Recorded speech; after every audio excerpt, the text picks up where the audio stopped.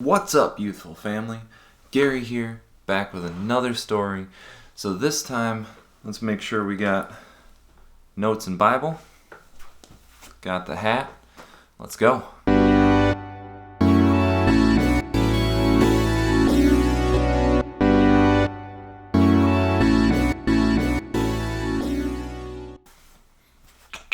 Okay, so today we're going to be talking about a story that I call Am I Missing Out? Right? Because we always have that kind of thought in our head of, are we missing out on something? Is it passing us by? Right? So that's what this little talk is going to be about, is are we missing out? So I'm going to start off by telling you guys a story. So this is a story that happened to me that made me think and actually change how I think, change how I act. And it's kind of interesting because little things, right? Things that happen every day, if you put them in the right context, can have a huge impact on how you look at things and how you act and what you do, right? So let's jump right in. Let's dive into the story. So a few weeks back, my wife, my little baby girl, and I went to Florida. And we went to Florida because a friend of ours was getting married, and we were invited to the wedding. And we were like, hey, perfect chance to get away from Wisconsin, where it's cold as... Well, actually, it's a nice winter. I'm not going to lie. It's a nice winter. It's normally cold as all get out, and you want to leave immediately. So we went to Florida, where it's nice and warm, and the weather is beautiful, and we were loving it. Anyway, so when we're at this wedding, something happened that made me realize some mistakes that I was making or some errors in judgment that I was having, and how that could affect me, but also how it could affect people around me too. So we get to the wedding, right? And it's this beautiful venue. It's outside. Everything is amazing, and the people are walking in. And I don't know about you, but if you're like me, I watch people. I watch people walk. I watch how they walk. I, make up little stories in my head around what their backgrounds are. Everything. Like I see people, and my mind just goes off and running. And so as we were at this wedding, right, and I'm seeing people come in, this one, woman comes in, and instantly, and this is the part where it's kind of like that, gut check moment where like, ooh, I shouldn't have done that. When she walked in, based on her appearance, I instantly made a judgment about her. I knew nothing about her, never met her, had no clue anything other than just what she looked like. And I made a judgment. And I just instantly was like, that's sad. And that's a horrible thing when you think about it, right? But that's what I did.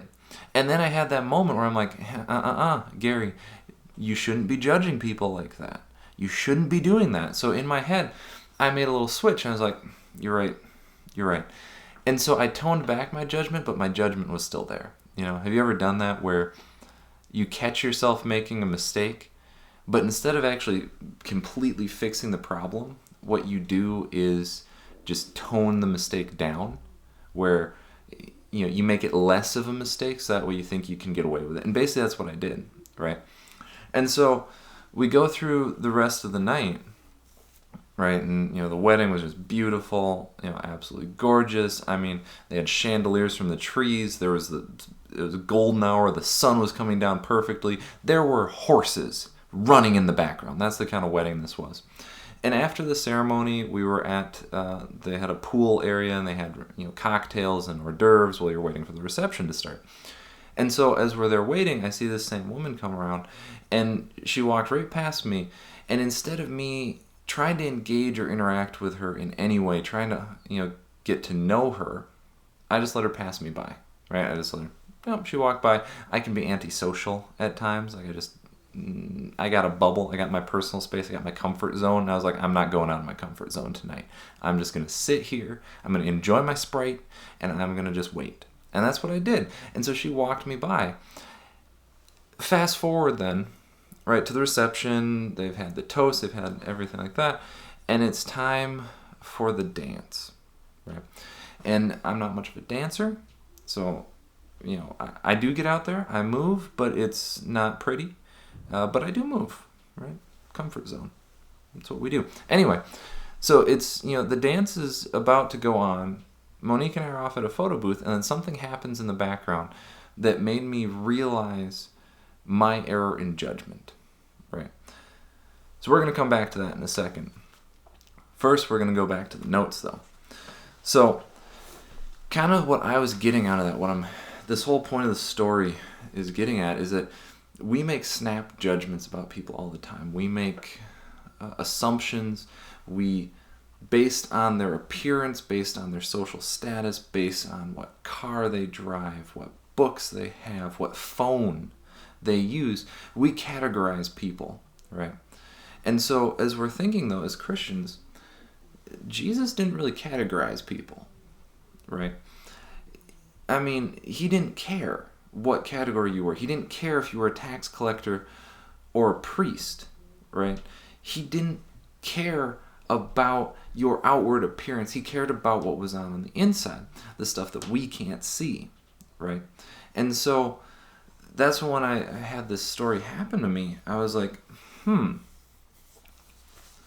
I doing that? Am I following Christ's example in loving people based on the worth he attaches to them rather than the worth that I attach to them? And so I think about in Matthew, confession, I didn't just instantly go, I think about in Matthew. I thought about, I remember this little snippet, and then I looked it up, and then, on and on we go. So in Matthew, though, 15, sorry, that's John, that's one of the next ones. In Matthew 25, there we go, that's the right one. We're going to start in 31, and I'm just going to read for a while, right? And then I'm going to summarize at the end, so just bear with me here. So,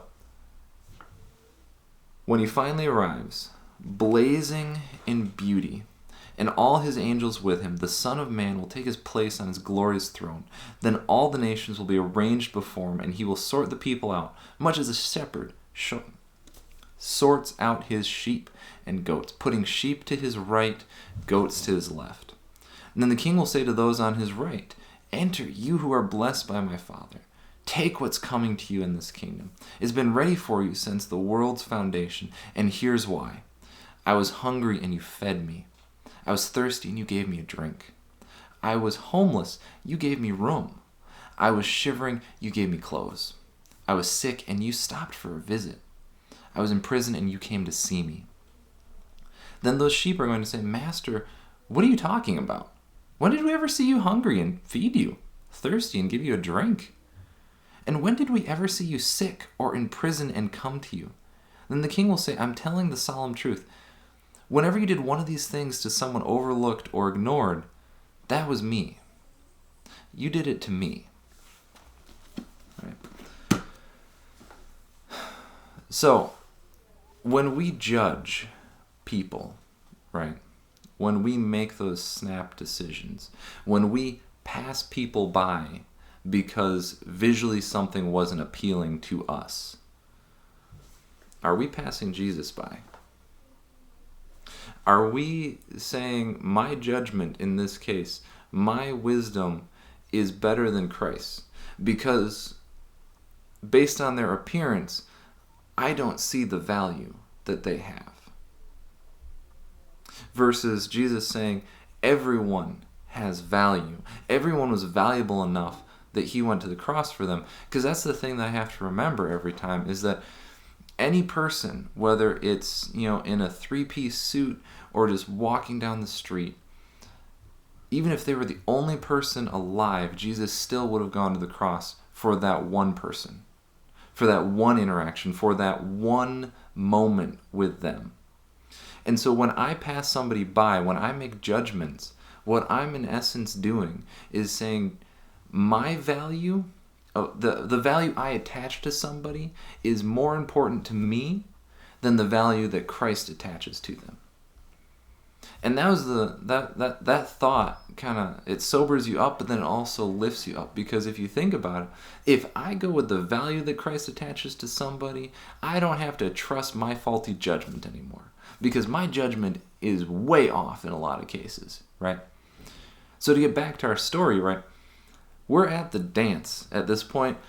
Monique and I are doing a photo booth off on the side. So we're not in the middle of the action, right? We're the bystanders in this scenario. And on the dance floor, they've got the group of people, and they've got a DJ laying down, a beat, and then there's a microphone. And so this woman that I had seen, that I had initially judged, then I had, toned my judgment down, but the judgment was still there. I'm being honest, keeping it real with you guys. The judgment was still there. She takes the mic, and she lays down the most epic rap that I've heard in person. And that's actually including going to like Usher and opening acts and stuff. Like, this was epic. It was beautifully timed. The flow, the rhythm. Like, this is, Midwest Wisconsin guy talking. She had flow. I was just almost like, what just happened here? And it was like 3 or 4 verses about the couple and just God and their marriage and just the impact they have on the community around them. And so after she was done, another guy who raps, they're like, you get up and do something. He's like, I ain't going after that. Like, are you kidding me? That would kill me. And so me on the side, it made me realize, and as I thought about it afterwards, because I made a judgment and then in my self-righteousness thought that I was being the good person and toning down my judgment, but in reality I wasn't seeing the value that Christ attached to her, and I let her pass me by, I missed out on getting to know somebody whose talent in areas far surpasses anything I could do, right?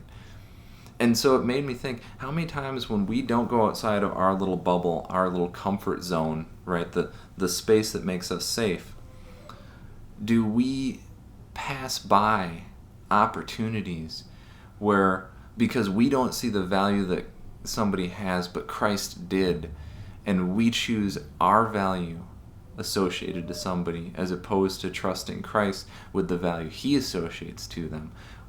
How often do we pass amazingness by, right? So now, to finish us out here, the last verse I was going to go to was John 15:12. Also, these little flags are amazing. I absolutely love them. Okay, John 15:12. I've told you these things for a purpose, that my joy might be your joy wholly mature.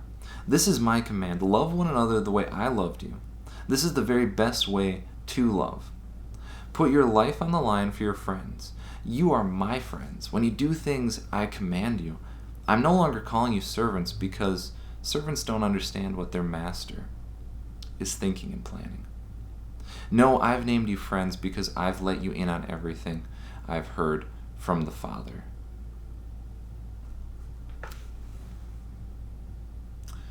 And then 15:17. But remember the root command. Love one another. So that's it for today. Simple, but if you think about it and you start attaching the value that Christ sees in people to them when you're looking at them, it will change how you interact with people. It will change how you go about your day. So if you liked, hit the like button. If you want, subscribe to see more like this. Or if you want, comment and have a conversation. So with that, thank you, Youthfull family. We'll see you in the next one.